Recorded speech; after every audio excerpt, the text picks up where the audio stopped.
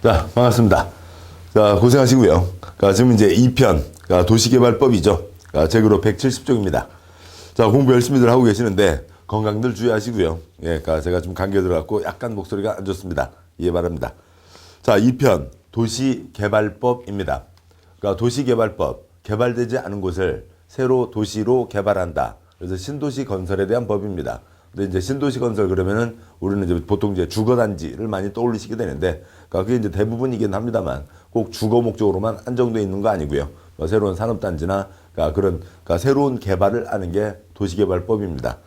다음 3편에서 보실 내용은 도시 및 주거환경 정비법, 이제 주택 재개발 사업, 주택 재건축 사업 등이 있는 거고요. 그 3편에서 보시는 도시정비법에서는 이미 개발은 되어 있고, 건물들도 또 오래됐고, 시간도 지나면서 시설은 또 그만큼 못 쫓아갔고, 시설도 엉망, 건물도 엉망인 곳을 다 철거하고 다시 새 아파트를 짓는 게 주된 이제 사업이 된다면요. 이게 이제 도시정비법이죠. 오래된 곳을 개발된 지 오래된 곳을 새로 다시 개발하는 거는 그건 도시정비법. 3편에서 보실 거고요. 지금 이제 2편에서 보시는 도시개발법은 개발되지 않은 곳을 새로 도시로 개발하는 겁니다. 무슨 이제 판교 신도시, 동탄 신도시, 또 아니면 무슨 지구 개발, 그런 것들을 떠올리시면 되겠네요. 개발법 6문제입니다. 개발법 6문제인데, 그 6문제 중에, 3문제가 2장에 걸려있는 개발계획과 관련된 데에서 나오고 있습니다. 개발계획, 첫 번째 계획으로 위치를 결정합니다.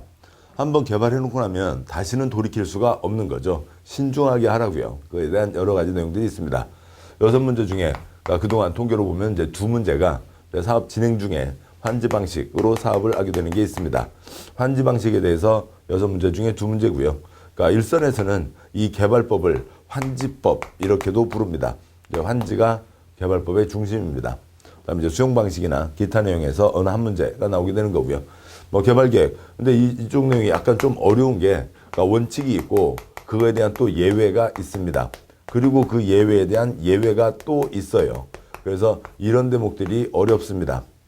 처음에 어렵다는 거지. 2번, 3번 반복해서 보시고 나면 그런 기본 가닥을 잡고 나시면 거기 또 다 이런 경우에는 이렇게 해야 되겠구나. 또 이런 경우는 그건 그렇게 하면 안 되지. 라고 하는 가닥들을 잡으실 수가 있는 겁니다.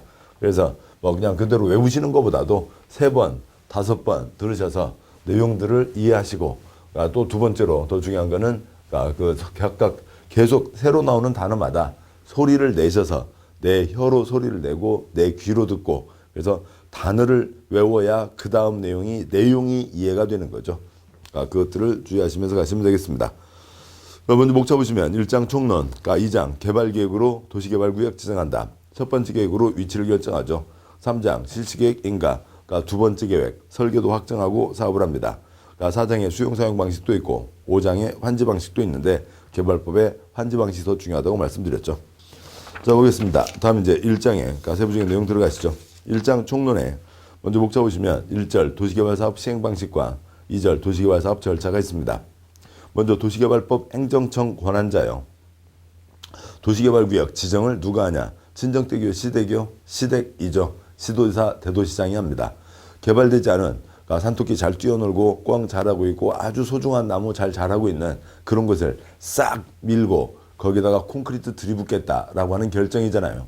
그런 결정은 시도지사, 대도시시장이 원칙이죠. 6개 법 중에 5개 법 다요. 국토계획법, 시대기 원칙입니다. 개발법, 시대기 원칙이죠. 정비법, 시대기 하고요. 그다음에 건축법은 기소계획이니까 빼고 건축법 가서 말씀드리고, 그다음에 주택법, 시대기 원칙, 농지법, 시대기 원칙입니다. 그래서 시도지사, 대도시장이 도시개발구역을 지정합니다. 그러는 판에 국토부 장관도 지정할 수 있죠. 국토부 장관, 시도지사, 대도시장이 도시개발구역을 지정하는 사람이고 이 사람들을 도시개발구역을 지정할 수 있는 권한을 가지고 있다. 지정권자라고 부릅니다. 개발법의 대부분 권한은 국토부 장관, 시도지사, 대도시장, 저를 줄여서 이 법에서 저는 이제 국시대 아니면 지정권자 이렇게 이제 줄여서 부르도록 하겠습니다. 이들이 대부분의 권한을 행사합니다. 시장구수 구청장이 도장을 찍는 것은 그렇게 많지 않습니다. 시장구수 구청장은 도시개발구역을 지정할 수가 없으니까 지 윗사람 시도지사에게 도시개발구역을 지정해달라고 요청을 할 수가 있습니다. 국토계획법에서 보시는 도시군관리계획 결정 신청과 같은 수준이죠. 같은 내용이죠. 그걸 여기서는 요청이라고 합니다. 동그라미 2번 환지계획 인가는 그 자리 가서 보도록 하시죠. 제1절 도시개발사업 시행방식. 그러니까 먼저 1번 법의 목적. 이 부분 도시개발에 필요한 사항을 규정해서 계획적 체계적인 도시개발을 도모하고 쾌적한 도시환경 조성, 공공이익 증진에 이바지함을 목적으로 한다. 첫째 줄 도시개발에 대해서 필요한 사항을 정하고 있는 법이다. 도시개발법이다. 그런 얘기죠. 동그라미 2번 국토계획법의 용어는 모든 법에 다 쓰이게 됩니다. 다음에 172조 굵은 2번 도시개발사업 정의. 그러니까 도시개발구역이란 도시개발사업을 시행하기 위해서 개발법 개발계획에 따라 지정고시된 구역을 말한다. 도시개발 사업을 할 구역, 도시개발구역. 동그라미 2번형 도시개발사업이란 지정권자가 지정한 도시개발구역에서 주거, 상업, 산업, 유통, 정보통신, 생태, 문화, 보건, 복지 등의 기능이 있는 단지 또는 시가지를 조성하기 위해서 시행하는 사업을 말한다. 첫 번째 괄호는 개발되지 않은 것을 새로 개발하니까 직접 우리 시험범위는 아니지만 국토부 장관이 정하는 기준이 있죠. 그 기준에 빈 땅이 반 이상은 돼야 된다라고 하는 내용이 있는 거고요. 두 번째 괄호는 도시개발법, 줄여서 개발법, 도시개발사업, 줄여서 개발사업, 도시개발구역, 줄여서 개발구역 이렇게 부르고 있습니다. 다시 올라가세요. 동그라미 2번의 둘째 줄 단지 또는 시가지를 조성한다. 단지와 시가지에 대한 그러니까 법적인 정의는 더 이상 없습니다. 그다음에 이제 우리가 떠올려 볼 수 있는 게 단지는 빤듯한 땅을 새로 만들어 내는 걸 거고요. 그다음에 이제 시가지는 그 빤듯한 땅에 건물까지 지어서 공급한다. 이제 이런 것들을 떠올려 볼 수가 있겠습니다. 무슨 목적으로요? 아무거나 들어갈 수 있죠. 동그라미 2번의 첫째 줄에 주거 상업 등이 있는데 아파트가 들어가면 주거 단지가 되겠죠. 상가가 들어가면 상업 단지, 공장이 들어가면 산업 단지, 꿀 들어가면 꿀 단지, 된장 들어가면 된장 단지가 되겠죠. 아무거나 다 들어갈 수 있는 겁니다. 그러니까 굵은 3번 도시개발 사업의 시행 방식 어떤 방식으로 하냐라고 하는 것에서 도시개발 사업이 뭐냐라고 하는 그런 그림을 그릴 수가 있는 겁니다. 3-1번 시행 방식 결정 동그라미 1번 그 첫 번째 계획 개발 계획이라고 하는 중요한 계획이 있는데요. 그 첫 번째 개발 계획의 도시개발 계획의 위치, 도시개발 사업의 시행 방식 등에 대한 사항이 포함되며 개발 계획은 지정권자가 결정한다. 따라 동그라미 2번 따라서 개발사업 시행 방식은 지정권자가 결정한다. 어떤 방식으로 할 거냐 아주 중요한 결정인 겁니다. 그 내용 보시겠습니다만 아주 중요한 거고요. 그거는 지정권자가 결정하는 거죠. 3-2번 도시개발 사업의 시행 방식 동그라미 1번 시행자는 난 이렇게 해볼랍니다. 안을 낼 수는 있다고요. 근데 최종 결정은 3-1번 그러니까 지정권자가 시행 방식을 결정하는 겁니다. 3-2에 동그라미 1번은 보지 않으셔도 되고요. 동그라미 2번 도시개발 사업은 시행자가 도시개발구역의 토지 등을 수용 또는 사용하는 방식이나 그러니까 환지 방식 이를 혼용하는 방식으로 시행할 수 있다. 1번 환지 방식은 뭐냐면 법적 정의가요. 도시개발 사업 시행하는 지역의 지가가 인근 다른 지역에 비해 현저히 높아 수용 사용 방식으로 시행하는 것이 어려운 경우에 환지 방식으로 하고 두 번째 점 대지로서의 효용 증진과 공공시설의 정비를 위해서 토지의 교환 분할, 기타 구역 변경, 지목 형질 변경, 공공시설 설치 변경이 필요한 경우에 환지 방식으로 합니다. 다음 쪽 보시면 이제 그 설명은 곧 이제 설명 중에서 말씀드릴 거고요. 작은 2번 수용 사용 방식, 계획적 체계적인 도시개발 등 단지 또는 시가지에 집단적인 조성과 공급이 필요한 경우에 수용 사용 방식으로 한다. 대규모 단지를 만들겠다라고 하는 거죠. 3번 혼용 방식 두 가지를 섞는 거죠. 도시개발구역 결정하는 지역이 부분적으로 환지 방식, 수용 방식에 해당하는 경우 또 시행자가 도시개발 사업을 혼용 방식으로 시행하려면 다음 방식으로 도시개발 사업을 시행할 수 있다. 3-1번 분할 혼용 방식 수용 사용 방식 적용되는 지역과 환지 방식 적용되는 지역을 사업 시행 지구별로 분할해서 시행하는 방식. 3-2번 미분할 혼용 방식 사업 시행 지구를 분할하지 않고 수용 사용 방식과 환지 방식을 혼용하여 시행하는 방식 등이 있습니다. 그러니까 선을 그어놓고 할 수도 있고 선 긋지 않고 개별 필지마다 찍어서 할 수도 있다. 좀 분할 혼용 방식에 따라 사업 시행지구를 분할하여 시행하는 경우에는 각 지구에서 부담해야 되는 기반시설 설치 비용을 명확히 구분하여 실시계획에 반영하여야 한다. 땅을 구분할 것 같으면 돈도 명확하게 구분을 하라고요. 그런 얘기입니다. 그 아래표는 요약한 설명이고 다시 보도록 하시고요. 일단 다음 쪽 그림까지 가서 다시 오도록 하겠습니다. 174쪽에 네모 환지 방식의 비교가 있습니다. 서울특별시에서요. 특히 그 가끔 뉴스나 이제 신문에서 자주 나왔고 그쪽에 뭔가 관심이 있었거나 연관이 있어서 기억을 하시는 분도 계시겠죠. 서울 개포동 구룡마을이라고 하는 곳에 개발 사업을 어떻게 할 거냐라고 하는 걸 갖고 서울특별시와 아래 기초자치단체인 강남구 사이에 의견 차이가 있었습니다. 그 과정에서 사업이 개발 사업이 이런 사업들입니다라고 하는 서울시에서 낸 설명 자료가 있습니다. 그림까지 보고 그다음 이제 앞으로 가서 설명을 드리도록 하죠. 네모 1번 환지 방식은 환지 땅을 바꾸어 주는 겁니다. 볼펜 주인끼리 네 볼펜 예쁘네. 내가 이거 줄게. 그 볼펜 놔줄래? 볼펜 교환을 할 수가 있죠. 환지는 땅 교환을 하는 겁니다. 내가 이 땅 줄게. 너 그 땅 줄래? 둘이 그냥 딱 막 교환이 될 수도 있지만 여러 명이 있으면은 그 딱딱딱딱 하는 게 아니라 선을 새로 그어서 새 땅으로 옮겨가는 겁니다. 이렇게 되는데 그러면 민법의 집단 교환이냐고요? 그렇게 돼서는 안 되겠죠. 그냥 민법에서는 강제가 될 수 없잖아요. 한두 사람이라도 반대하면 민법에서는 강제로 끌고 갈 수가 없는 겁니다. 그래서 그 민법의 집단 교환, 토지 교환에 공법의 강제성이 붙어서 강제로 새 땅으로 싹 옮기게 하는 거죠. 소유권 기타 권리가 다 옮겨가는 겁니다. 그림을 보시죠. 종전 상태에 1, 2, 3, 4, 5, 6, 7, 8, 9, 10 땅 주인들이 있었습니다. 자, 그러면 거기 논두렁 밭두렁 수준이잖아요. 거기를 크게 신장로를 내고 그다음에 반듯반듯한 정땅으로 해서 1, 2, 3, 그다음에 4, 5, 6, 7, 8, 9, 10 해서 각각에게 주는 거죠. 또 8번과 6번 땅은 종전 땅도 컸습니다. 그래서 이쪽에 큰 땅을 받게 되는 거죠. 아무튼 이렇게 옛날 땅 주인에게 새 땅으로 바꿔주는 게 환지 방식입니다. 근데 네모 2번요. 혼용 방식이 있죠. 혼용 방식은 동그라미 1번 구역 분할도 있고 동그라미 2번 구역 미분할도 있는데 여기에 이제 혼용이라는 게 수용과 환지를 섞어서 진행하는 거죠. 동그라미 1번 구역 분할의 혼용 방식은 1, 2, 3, 4, 5, 6 그 구역은 수용 구역으로 정해서 수용, 강제 취득이죠. 돈 주고 다 사들이는 겁니다. 굵은 선 아래요. 7, 8, 9, 10은 환지 구역으로 정했으니까 거기 있는 땅 주인에게는 새 땅으로 바꿔주는 거죠. 그래서 오른쪽 그리며 새 공공시설 들어가고 신장로 들어서고 그 다음에 분양 다 돈 주고 샀으니까 시행자가 새로 대지를 개발해서 대지를 조성해서 그다음에 이제 그 누구에게 분양을 하거나 임대를 하겠죠. 그리고 환지 구역에 있던 토지 소유자 7, 8, 9, 10에게는 새 땅으로 바꿔주는 겁니다. 동그라미 2번 구역 미분할 방식은 혼용, 수용과 환지를 섞어서 하는데 구역을 구분하지 않고 개별 필지마다 찍어서 가는 거라고요.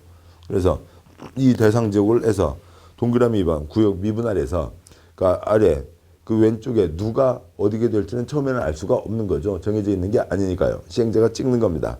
그래서 오른쪽을 보시면 나머지 땅들은 다 수용이 된 거고 3, 4, 8, 6 사람에게는 새 땅으로 바꾸어주는 이런 사업을 하게 된 겁니다. 그림으로 보시면 이렇게 되고 이상 내용들을 다시 좀 더 설명을 더 추가해서 드리도록 하겠습니다. 172쪽 오시죠. 172쪽에 1번 환지 방식이 있습니다. 개발법에 이 개발 사업이 뭐냐라고 하는 건 완전히 꿰고 계셔야 되는 거고요. 또 개발 사업에서 환지 방식이 중요한 거죠. 환지 방식은 이제 환지 사업이라고도 하고요. 환지 사업은 2002년까지는 토지구역 정리사업이라고 불렀습니다. 그리고 토지구역 정리사업 법이 있었어요. 근데 그 법을 지금 개발법이라고 이름을 바꾼 겁니다. 따라서 일선 공무원들은 개발법을 환지법이라고 부른다고요. 토지구역 정리사업 아직 좀 가닥이 선명하지 않으시면 경지정리사업을 들 수가 있습니다. 경지정리사업은 논밭을 대상으로, 토지구역 정리사업은 일반 건물 지을 수 있는 땅을 대상으로 하는 사업입니다. 수용 방식은 수용이라는 말 자체가 강제 취득인 거죠. 그래서 협의해서 취득하는 게 원칙, 가격에 대해서 협의가 안 된다 하더라도 시행자가 강제로 다 돈을 주고 사들이는 거죠. 수용 방식의 대표적인 모델이 우리나라의 1기 신도시부터 시작이 된 겁니다. 1기 신도시요. 8688이죠. 8688 200만 호 건설이 있었습니다. 집을 200만 채를 짓자고요. 그래서 그러니까 분당, 그러니까 일산, 그러니까 중동, 평촌, 삼본 등이 있었습니다. 물론 이제 그 전에 큰 개발로 그러니까 여의도 개발, 그다음에 목동 개발, 그다음에 상계동 개발 등이 있긴 했습니다만 거기는 대부분 다 국유지를 그러니까 국가가 그냥 바꿔서 하는 거고 임대주택 내는 거니까 큰 뭐 얘기거리도 안 되는 거였어요. 뭐 여의도는 그냥 그 국회 그러니까 그 아무튼 국회의사당과 함께 여의도 개발은 그 먼저 있었던 거였죠. 아무튼 거기는 뭐 얘기할 필요도 없는 거고 그냥 국가가 자기 땅 자기 땅 손댄 겁니다. 여기에 그러니까 대부분 다 200만 채를 지으려니까 땅이 많이 필요하고 다 수용을 통해서 만들어진 거죠. 그 뒤로 뭐 2기 신도시에서 그러니까 뭐 사이사이 이런저런 것도 있었고 계속 진행되고 있습니다. 자, 이렇게 돼서 가고 있는 그러니까 이쪽에 뭐 2기 신도시에 김포, 파주, 판교, 동탄, 뭐 광교 등을 들 수가 있는 거죠. 자, 이렇게 해서 만들어진 것들은 그냥 우리가 그림이 충분히 그려집니다. 그러니까 대상 땅이 있죠. 그러니까 대상 땅이 있으면 A 소유자, B 소유자가 있으면 시행자가 다 돈을 주고 그 땅을 다 사들이는 거죠. 그래서 땅만 사요? 건물도 사죠. 돈 되는 나무도 삽니다. 돈 되는 거 다 사들여서 백지 상태 소유권 딱 한 장 만들고 한 예로 판교 신도시 축구장 930개예요. 930만 제곱미터입니다. 그 다음에 그것을 토지공사 놀이터로 쓸 거 아니잖아요. 그러니까 크게 대지조성을 하겠죠. 토목공사를 하고 반듯반듯하게 땅 내고 그 다음에 그것을 파는 겁니다. 아파트 업자, 그 다음에요. 그러니까 백화점 업자, 뭐 무슨 상가 짓겠다는 사람들에게 팔면 그 사람들이 땅을 사서 거기다 건물 지어서 공급, 분양, 임대까지 가게 되는 거죠. 그렇게 만들어지는 겁니다. 자, 이렇게 하는 거라면 환지 방식은 우선은 시작을 경지정리사부터 보도록 하시죠. 경지정리요. 그러니까 삐뚤삐뚤 논두렁 밭두렁이 있습니다. 농사 짓기가 힘들잖아요. 경운기도 다니기가 어렵죠. 큰 트럭 들어갈 수가 없습니다. 심지어는 이양기, 모내는 기에 넣기도 어렵습니다. 그래서 그러니까 여기는 뭐 다 누가 사들이는 게 아니라 땅을 빤듯하게 길을 내자고요. 그러니까 길을 내기니까 개인들이 조금씩 땅을 추려면서 이렇게 길을 내고 반듯반듯하게 하고 자리를 좀 옮겨 앉는 겁니다. 그러니까 신장로 내고요. 신장로, 새로 만든 길이 신장로죠. 그러니까 신장로라는 말은 그 할머니만 쓰는 표현 아니에요. 그냥 구호사전에 있는 표현입니다. 신장로인 거죠. 뭐 어디에 뭔가 도로 새로 내면, 그러니까 뭔가 서울 춘천 고속도로 새로 날 때 그게 뭐였어요? 신장로인 거죠. 아무튼 그렇게 됩니다. 그래서 신장로 내고, 그 다음에 땅 반듯반듯하게 선 그어서, 그러니까 이쪽에 A 소유자에게 토지 A, 그 다음에 B 소유자에게 새 토지 B로 바꾸어주는 겁니다. 땅을 바꾸어주는 거죠. 토지 대신에 토지로 바꾸어주는 겁니다. 뺏어가는 게 아니고요. 바꿔줍니다. 소유권 넘어가고, 그러니까 은행에 돈 빌린 것 등등 기타 권리들 다 넘어갑니다. 민법의 교환인데, 그러니까 거기에 냅둬유 하는 사람도 강제로 끌고 가야 되는 거죠. 그래서 강제로 환지하게 되는 겁니다. 그러면 강제 환지 방식이요? 아니죠. 그러니까 환지면 그냥 강제 환지인 거고 수용은 강제 수용인 거죠. 그러니까 그러면 왜 강제를 안 써요? 공법은 다 강제니까 공법에서 강제자 쓰는 것만큼 촌티나는 거 없습니다. 그냥 공법은 다 강제예요. 그러니까 뭔가 빨간불 때 건너지 마라. 교통에 대한 공법이잖아요. 그거에 대해서 교통경찰관이 그 앞에서 그러니까 우주플리스 건너지 말아 주실래요? 그런 거 아니잖아요. 그냥 빨간불 때 건너지 마라 돼 있는 겁니다. 강제로 싹 바꾼다라고 하는 거죠. 이렇게 진행하게 됩니다. 그러면 개발을 하게 되니까 여기까지는 이제 경지정리 사업이었고 이제 그것을 일반적인 땅에서 하는 게 토지구역 정리 사업입니다. 그러면 토지구역 정리 사업 들어보신 적 많으세요? 많지 않으신데 토지구역 정리 사업은 아무튼 땅 뭐 길을 좀 반듯반듯하게 내고 그다음에 엄청 도로가 났으니까 차는 다니는 거죠. 8688 이전에요. 8688 이전에 있는 사업으로 그러니까 아니면 그런 어떤 시가지로 그러니까 서울의 신도시 있나요? 서울의 신도시라고 얘기할 것이요. 없죠. 서울에 구시가지가 있는 겁니다. 각 어디가나 도시들의 구시가지들이 다 있는 거죠. 신도시라고 얘기하는 정해진 곳 빼고 각 도시마다 구도심들 다 있습니다. 그러면 거기에 차들 다 들어갈 수 있죠. 그러니까 집들 크기가 다 고만고만 하잖아요. 단독주택 밀집되어 있는 골목들이요. 그러니까 집 크기들도 그만하고 그 다음에 골목길도 좁고 그렇긴 합니다. 근데 아무튼 골목길은 있잖아요. 언제부터요? 차 들어가는 골목길 고려시대요? 조선시대요? 아닌 거죠. 일제 뒤로 해서요. 그러니까 1920년부터 해서 1980년대 후반 그러니까 8688 일기 신도시 들어가기 전까지 대한민국의 모든 시가지 개발은 무슨 사업으로 다 진행돼 왔냐면 토지구획 정리사업으로 다 진행돼 온 겁니다. 이것으로 진행돼 온 거죠. 그래서 우리가 얘기하는 구도심, 그게 일가 조선 때 만들어졌겠냐고요. 고려 때 만들어졌겠냐고요. 언젠가 누가 한 거죠. 신도시가 아닌 모든 시가지들은 다 일제 때부터 1920년부터 해서 1990년까지 70년, 80년 동안 지금도 계속 되고 있는 거고요. 그러니까 토지구획 정리사업, 환지사업으로 그런 것들이 만들어졌습니다. 그러니까 논밭 싹 뺏어서 거기에 큰 아파트 들어간 수용 방식이 아닌 대부분의 시가지 다른 개발들은 다 이렇게 진행되어 왔다고요. 좀 더 가보죠. 자, 여기에 A 소유자가 1000제곱미터이고요. 논두렁 밭두렁이니까 10,000원이었습니다. 자, 그런데 여기에는 개발을 하니까 공적시설이 모자라면 안 되죠. 그러니까 도로 땅 여기저기에 있겠습니다만 면적이 한 이 정도 된다고 치고 공원 여기저기에 있겠죠. 구청 들어와야죠. 보건소 들어와야죠. 세무서, 도서관 들어와야 됩니다. 공적시설이 예전보다 훨씬 많아졌습니다.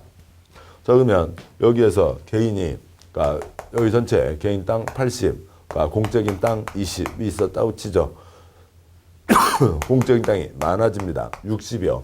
개인에게 줄 게 40이 되는 거죠. 이거를 이 빨간 땅을 중국에서 사와서 붙인 거 아니잖아요. 개인들한테 출렴을 해서 땅을 출렴을 해서 공공시설을 넣고 가게 되는 겁니다. 개인 전체가 80이었는데 이 구역에 40밖에 개인에게 못 주게 되니까 평균적으로 땅이 다 반토막 나는 거겠죠. 1000제곱미터 갖고 있던 사람 500제곱미터를 받게 됩니다. 찬성해요? 반대해요? 찬성하는 거죠. 아, 논두렁 밭두렁 땅값 10,000원, 신도시 땅값 10만 원은 되겠죠.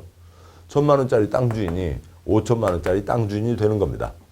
거기에다가 누리여 계속 그 신도시 개발에 따르는 개발 이익들을 누릴 수가 있게 되잖아요. 소유자입니다. 새 소유자니까 이분들이 계속 여기서 생기는 이익들을 계속 가져가게 되는 거죠. 서울의 강남, 잠실 그런 쪽들 다 이런 과정을 통해서 진행이 돼서 그렇게 누리고 계시고 지금까지 가고 계시는 거잖아요. 옛날 잠실이요. 잠실 잠이 뭐예요? 누에 잠자죠. 누에는 뭘 먹고 자라고요? 뽕나무 잎을 먹고 자라는 거죠. 그래서 지금 잠실 롯데2 123층 올라간다는 그 잠실 그 자리가 옛날에는 누에 키우기 위한 뽕나무를 키우던 곳이었습니다. 그래서 거기서는 이제 뭐 하고 있었고요. 그 전까지는 그냥 영화 찍는 거였죠. 그러니까 뽕1, 뽕2, 뽕3 뭐 영화 찍고 있었습니다. 뭐요? 그러니까 이대근 씨, 이민숙 씨 나오는 그 뽕 기억하시는 분도 있고 뭐 모르시는 분도 계시겠지만 아무튼 뭐 뽕이라고 하는 아주 뭐 아무튼 한때를 풍미했었던 영화가 있었습니다. 그런 거 하고 있던 곳이었는데 거기가 엄청난 그 토지 소유자들이 이익을 갖게 되는 거죠. 수용은요. 여기 보시죠. 1,000만 원짜리 땅 주인이 있습니다. 그런데요. 수용은 시행자가 다 돈 주고 사가죠. 돈 주고 사갈 때는 개발 이익을 배제한다고 얘기합니다. 즉 뭐냐면 여기 배추상추 키우고 살고 있었는데요. 거기에 신도시가 들어선다네. 그러니까 막 이제 땅값이 들썩들썩하고 올라가기 시작하는 거잖아요. 그런 들썩들썩하는 거는 다 값에서 뺀다고요. 그런 소문을 얼마로 계산을 할 거냐고요. 그거 빼고 그냥 농사 짓고 있던 땅값 그대로 계산해서 그걸로 돈 주고 사가는 겁니다. 그러니까 1,000만 원짜리 땅 주인이 거의 뭐 700만 원 받고 나오시게 되는 게 대부분이죠. 여기는 1,000만 원짜리 땅 주인이 5천만 원짜리 땅 주인이 되는 거고요. 1,000만 원짜리 땅 주인이 700만 원 받고 쫓겨나시는 겁니다. 뭐 700만 원 받고 나오시게 되는데 이제 이 주변 땅값도 신도시가 들어선다네 해서 이제 많이 올라 있겠죠. 하늘과 땅 차이입니다. 자, 여기까지가 배경 설명이고 이 흐름들을 잡아두시자고요. 개발법 환지에서 2문제입니다. 수용은 그동안 통계가 0.5문제고요. 그럼 뭐 일본 애들이 뭐 무슨 머리가 뛰어나서 이런 거 한 거예요? 아닙니다. 그러니까 18세기 말 19세기 초 1800년도부터 독일에서 토지구획 정리사업은 쭉 진행돼 왔어요. 그때부터 새롭게 개발된 사업입니다. 사업 형식이라고요. 그걸 일본 애들이 받아들였고 온 거죠. 그러니까 토지구획 정리사업, 환지사업은 바꿀 게 없어요. 한 300년 역사를 갖는 그 쭉 진행돼 온 그 역사가 있다고요. 그 어떤 모습이 있는 겁니다. 그러니까 그런 거죠. 그러니까 그거에 대해서 뭐 어떤 특별히 바꿀 게 없고 각 나라마다 제도상으로 좀 한두 가지를 더 얹을 수는 있겠죠. 법 개정이 많지 않습니다. 그러니까 수용은 이제 2차 대전 이후에 그러니까 세계적으로 이제 도입된 그런 어떤 사업 방식이긴 한데, 그러니까 수용을 통해서 하게 됩니다. 그러니까 개발법에서는 0.5문제 비중인데 수용은 이제 법 개정이 자주 있었습니다. 왜 그러냐면 그러니까 돈 주고 뺐는데요. 1,000만 원짜리 땅 주인 700만 원 주고 뺐는데 이분 기분 좋으시겠어요? 안 좋으시겠어요? 안 좋으시겠죠. 그러니까 이분에게 너무 화내지 마세요. 요렇게라도 어떻게 좀 도와드릴게요. 라고 하는 것들이 추가로 붙게 됩니다. 그러니까 요거 파는데 또 요거에 대해서 뭔가 사항들이 붙게 되고요. 그래서 법 개정이 있어가지고 수용해서 그러니까 최근에 문제가 조금 더 나오기는 했습니다만, 그러니까 그동안 시험 문제의 큰 흐름들을 보면, 통계를 보면 6문제 중에 환지에서 2문제, 그러니까 수용해서 0.5문제입니다. 이게 법조문에서 어떻게 되고 있냐고요. 지금까지는 설명입니다. 그러니까 우리 시험에 직접 이 내용들이 나오는 건 아니에요. 이제 법조문을 가도록 하시죠. 그러니까 책에 172쪽이요. 아래 그러니까 동그라미 2번에 1번 환지 방식은 그러니까 지가가 높은 경우나 아니면 대지로서의 효용증진, 그러니까 공공시설의 정비 등이 필요할 때 환지 방식으로 한다고 되어 있고요. 다음 쪽에 수용 방식은 그러니까 집단적인 조성과 공급이 필요하다. 그때 수용 방식으로 한다고 되어 있었습니다. 수용은 돈을 주고 땅을 사들여야죠. 근데 땅의 단가가 높으면 그걸 다 돈 주고 사들이기에는 엄청난 비용이 들어가게 되는 겁니다. 뭐라도 좀 개발되어 있는 곳이라고 치자고요. 건물들이 있으면 거기를 그러니까 돈 주고 사들이기가 어려운 거죠. 그러니까 그럴 때는 그러니까 환지로 하게 됩니다. 환지는 땅값이 아무리 비싸더라도 그냥 바꿔주기만 하면 되니까 시행자가 6달 동안 불도저 포크레인만 빌려올 수 있으면 되죠. 도면에다 선 긋고 둘둘둘 그러니까 포크레인 그러니까 불도저를 밀어서 선 그어서 넘겨주면 되는 거니까 땅값 비싸더라도 환지하는 데는 아무 지장이 없습니다. 대지로서의 효용증진과 공공시설의 정비, 삐뚤삐뚤한 땅보다는 빤딴 땅이 낫죠. 대지로서의 효용증진, 논두렁 밭두렁보다는 신장로가 낫죠. 공공시설의 정비 때 환지로 하게 됩니다. 환지는 언제 환지를 한다고요? 지대공 때 환지를 하는 거죠. 지대공 때 환지를 합니다. 환지하면 땅값 10배는 주게 된다고요. 뭐 솟듯이요? 지대공 미사일 솟듯이 땅값 주게 된다고요. 날아가는 비행기 잡는 그러니까 스팅어 미사일, 날아가는 미사일 잡는 패트리어트 미사일 같이 지대공 미사일 솟듯이 땅값이 뛰게 된다. 그게 환지이고요. 다음 173쪽에 있는 그러니까 수용은 그러니까 집단적 조성과 공급이 필요하다. 환지를 보시죠. 내용들을 이해하시면 그러니까 글자를 외우는 거 아니죠. 글자 외워서 가는 거 아닙니다. 여기에 그러니까 100명 소유자가 있었다고 치죠. 환지니까 이쪽 빨간 쪽 공적인 땅 빼고 하얀 쪽에서만 땅 100개를 내줘야 됩니다. 같은 자리로 보자고요. 여기에서만 100개 조각이 나는 거하고 여기는 땅이 6토막이잖아요. 뭘 복잡하게 귀찮게 6개나 만들어요. 그러니까 4개로 만들어서 팔 수도 있죠. 아무튼 여기는 하나짜리를 쪼개는 거니까 그걸 4개로 쪼개든 2개로 쪼개든 6개로 쪼개든 그러니까 실시계획에서 정해지고 그러니까 도장받고에 따라서 정해지는 겁니다. 큰 조각이 나올 수가 있는 거죠. 대규모 단지를 만들 때에는 수용 방식으로 한다라고 하는 거죠. 구도심에 있는 상가 건물들 떠올려 보시자고요. 구도심에 있는 그 주택의 그 단독주택 크기들을 떠올려 보시자고요. 커요? 작아요? 작죠? 그러니까 딱 어느 정도 수준으로만 나오는 겁니다. 나중에 이제 건축법에서 배우시겠습니다만 건축법에서 작게 쪼개지 마라.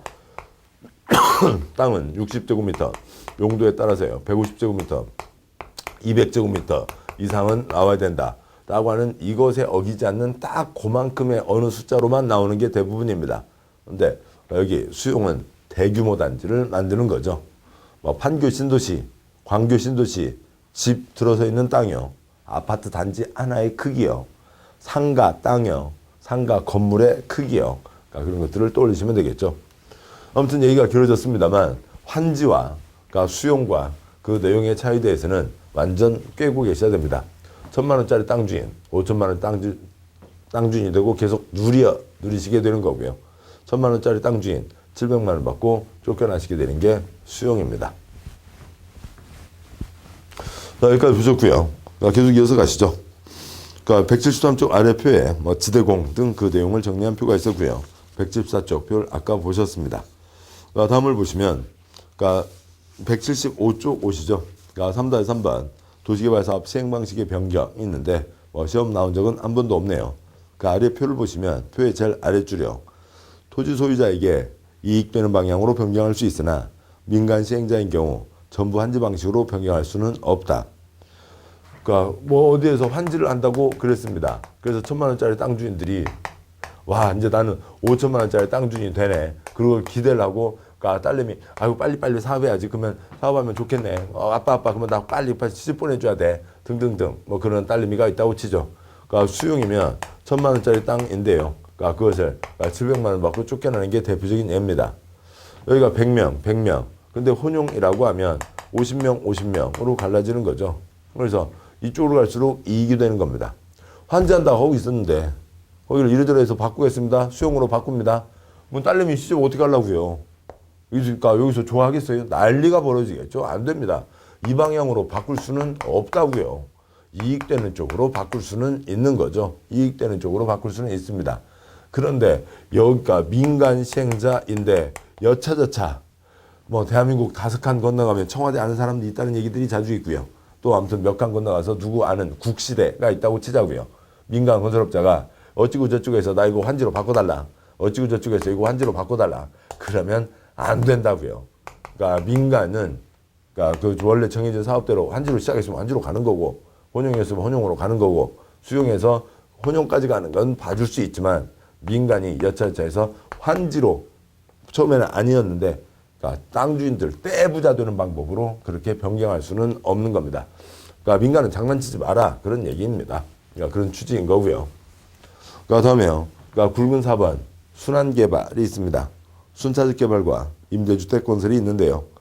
그러니까 동그라미 1번 시행자는 도시개발 사업을 원활하게 시행하기 위하여 도시개발구역 내외에 새로 건설하는 주택, 이미 건설되어 있는 주택에 도시개발 사업 시행으로 설계되는 주택의 세입자 소유자를 임시로 거주하게 하는 등의 방식으로 도시개발구역을 순차적으로 개발할 수 있다. 뭐 좋은 일입니다.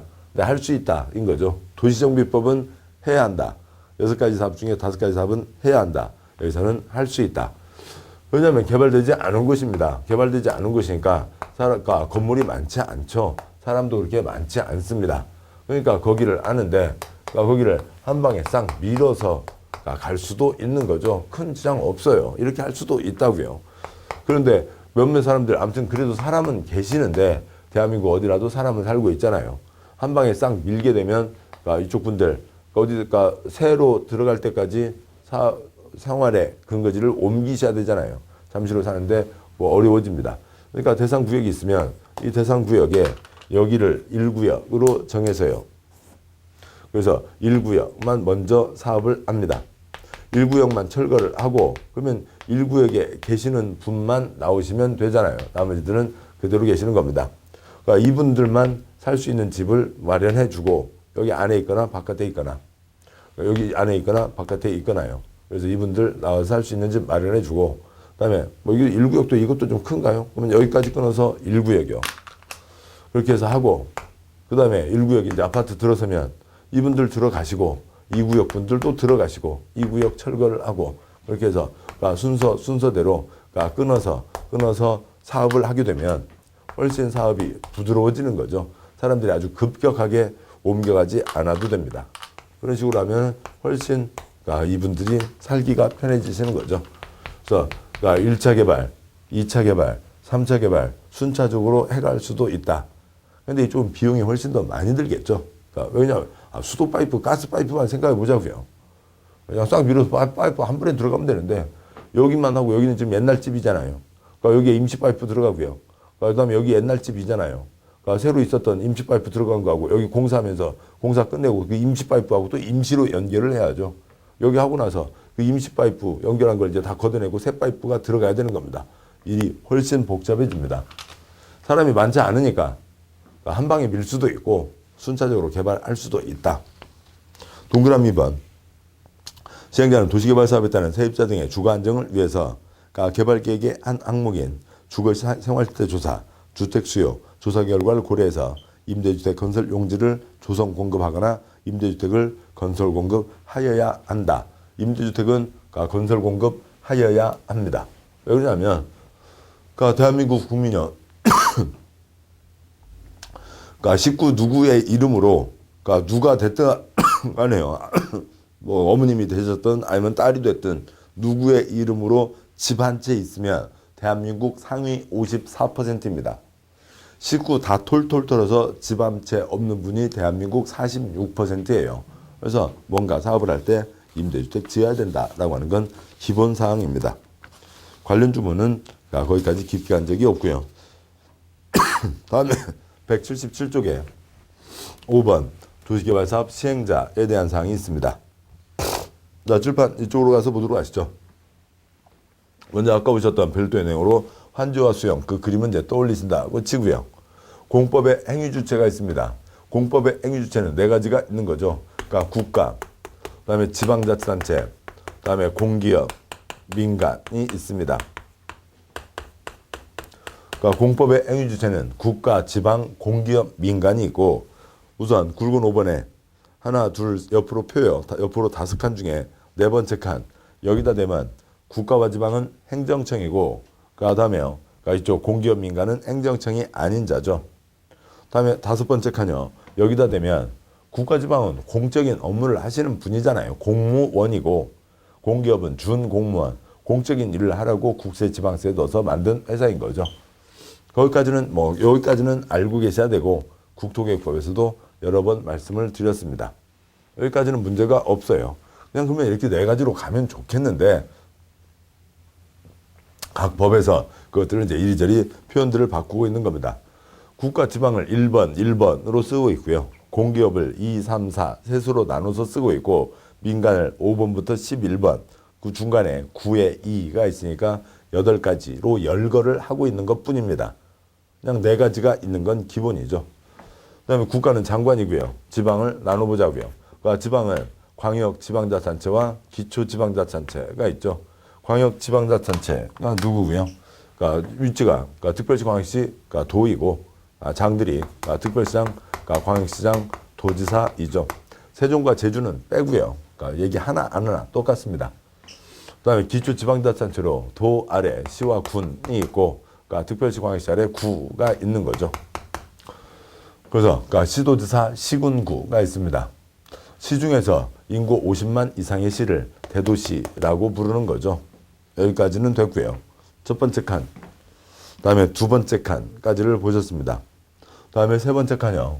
그러니까 이렇게 시행자가 될 수 있는 거 12가지가 있는데 첫 번째 칸을 그냥 짚도록 가시죠. 1번 국가지방자치단체요. 공기업 2, 3, 4요. 2번 국세가 많이 들어간 공공기관. 3번 국세가 찌끔 들어간 정부 출연기관. 4번 지방세가 들어간 지방공사. 2, 3, 4는 다 공기업입니다. 다음에 5번 이하요. 민간들도 사업을 할 수가 있죠. 민간이 공익사업을 왜 해요? 큰 돈을 벌기 위해서요. 사적 개발에서 버는 돈도 있지만 공적 사업을 하게 되면 큰 덩어리 사업이니까 훨씬 큰 돈을 버는 겁니다. 봉사활동하는 분들 아니세요. 자 보시죠. 그러니까 이 5번에 조합, 소유자가 사업을 할 수가 있고요. 땅 주인들이요. 그다음에 6번 조합, 도시개발구역이 지정되면 그 다음에 땅 주인들로 조합을 만들어서 사업을 하게 됩니다. 조합은 전부 한지 때만 나타난다라고 하는 거고요. 그다음에 7번 지방으로 내려가는 회사요. 지방 이전 법인.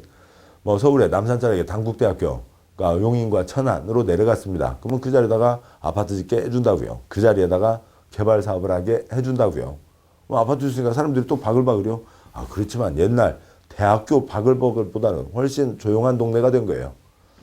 그러니까 구로공단 있었잖아요. 지방으로 내려가시라고요. 그러면 그 자리에다 사업하게 해준다고요. 그러면 거기에 지금 뭐 들어섰어요? 구로 돼지털 들어섰죠. 뭐 돼지털 단지 해가지고 뭐 이런 여러 가지 벤처, IT 이쪽들 많이 들어서 있긴 하지만 옛날 구로 공단 때 그 많은 분들보다는 훨씬 수가 줄어든 겁니다. 지방 7번 지방 이전 법인, 8번 그러니까 주택법의 등록사업자, 주택법의 아파트 건설 회사들을 얘기합니다. 그러니까 9번 그러니까 부동산 건설산업기본법에 의한 토목공사업 면허를 받은 자 등등등 건설 회사들을 얘기합니다. 그러니까 9의 2번이요. 부동산 개발업자에게 개발 사업도 하게 해주고요. 10번 부동산 투자 회사. 돈 모아서 땅 사서 땅값 뛰었을 때 팔아서 이익을 나눠 가질 수도 있지만 돈 모아서 땅 사서 개발까지 해서 팔면 더 큰 이익을 갖게 되겠죠. 개발 사업하게 해줍니다. 11번 서로 돈 모아서 만든 회사들이 있어요. 이걸로 끝. 더 이상 이 1번부터 12번 그 세부적인 사항 갖고 시험 나온 적 없습니다. 세 번째 칸 지정과 요청과 제안은 무조건 한 문제입니다. 무조건 한 문제 이상이에요. 그러면 이 중에서 국토의 개발과 보존에 대한 결정, 그러니까 깨끗하게 보존된 곳을 콘크리트 부어서 개발하겠다. 도시개발구역을 지정한다. 그걸 누가 할 거냐고요. 친정대교, 시대교, 시대이 하는 거죠. 시도지사, 대도시장이 도시개발구역을 지정합니다. 시도지사, 대도시장이 도시개발구역을 지정하는 판에 국토부 장관도 5가지 경우에는 국토부 장관도 지정할 수가 있다. 국토부 장관, 시도지사, 대도시장, 국시대가 지정을 하는 겁니다. 국시대가 지정을 하는 거니까 시장군수구청장은 지정할 수가 없죠. 지정해달라고 결정 신청, 지정 요청을 하는 겁니다. 관청 바깥에서는 관청 쪽에다가 뭐 할 수 있고요. 제안을 할 수가 있죠. 관청 바깥에서 관청 쪽에다가 국토계획법, 시설사업, 도로 만들어 달라고 제안할 수 있고 도시개발법, 개발사업 하게 해달라고 제안할 수 있고 도시정비법, 정비사업 하게 해달라고 제안할 수 있습니다. 제안에는 요청과 제안 뭐 해달라고요. 요청 해달라고요. 제안 완전 다른 겁니다. 소련말 시작된 거죠. 아시는 거죠. 소련말입니다. 행정청 내부의 결정 신청, 결재 신청, 지정 요청이라고 하는 거고요. 이 말은 그거 앞뒤까지 다 붙여서 외우셔야죠. 관청 바깥에서 관청 쪽에다가 뭐 해달라고 제안을 하는 겁니다. 여기까지가 있습니다. 그다음에 6호 조합에 대한 내용은 뒷내용을 이어서 보시면은 훨씬 이해가 쉽게 됩니다. 뒤에 내용을 보시도록 하시죠. 여기까지 보셨고 2절 도시개발사업 절차가 있습니다. 먼저 굵은 1번 도시군계획사업 절차가 있죠. 네 칸 중에 첫 번째 칸이요. 도시군계획사업, 공익사업 3가지가 있죠. 시설사업, 개발사업, 정비사업이 있습니다. 표의 첫째 줄이요. 공익사업 신중하게 진행을 하라고요. 계획 2개, 3개 세워서 사업을 합니다. 첫 번째 계획으로 위치 결정. 어디다 뭐 한다. 위치를 결정하고요. 그 다음에 시행자가 정해지겠죠. 써봐. 시행자가 설계도를 써내는 겁니다. 그러니까 설계도대로 사업을 실시한다. 설계도대로 사업을 시행한다. 두 번째 계획, 설계도를 실시계획, 사업시행계획서라고 합니다. 세 번째 계획이요. 바꿔줄 필요가 있을 때는 권리변환이 필요할 때는 권리변환에 대한 계획, 그러니까 땅을 바꿔주는 환지계획, 토지건축물로 바꿔주는 환권계획, 그걸 또 정비법에서는 관리처분계획이라고 하는데 바꿔주는 계획까지 세우고 계획 3개를 확정하고 그다음에 신중하게 계획은 세우고 그다음에 차질 없이 집행하는 걸로 가는 거죠. 표의 둘째 줄에는 도로 만드는 시설사업이나 개발법 수용에서는 돈 주고 뺏은 거죠. 끝났습니다. 돈 준 걸로 끝났잖아요. 그러니까 돈 주고 땅 사서 그다음에 그 땅 도로를 만든 다음에 옛날 땅 주인에게 도로 2평, 3평 끊어주는 거 아니죠. 됐습니다. 거기는 권리변환 계획이 없습니다. 그 아래요. 그러니까 2번 도시개발사업 절차는 지금 보셨던 첫 번째 계획, 개발계획으로 위치 결정. 두 번째 계획, 그러니까 실시계획, 설계도 결정. 수용 때는 세 번째 계획 없고요. 그다음에 환지 때 누구누구에게 어디 준다. 환지 계획 확정하고 사업을 한다. 그 가닥입니다. 자, 여기까지 해서 그 1장 총론에 대한 내용을 보셨죠. 환지와 수용, 가닥을 떠올리셔야 되고요. 그다음에 이 시행자는 12가지, 말은 길지만 공법의 행위주체는 4가지가 있다. 그리고 개발법에서는 지정과 요청과 제안이 있다. 요거까지는 해두시고 그다음에 그러니까 지금 행위주체 4가지, 지정과 요청과 제안은 이제 뒤에서 계속 이어갈 겁니다. 첫 번째 시간에서는 환지와 수용의 어떤 이미지, 그림을 떠올리시고 다음 내용들을 봐가도록 하시죠. 자, 고생 많으셨습니다. 잠깐 쉬고 뒷내용 보도록 하시죠.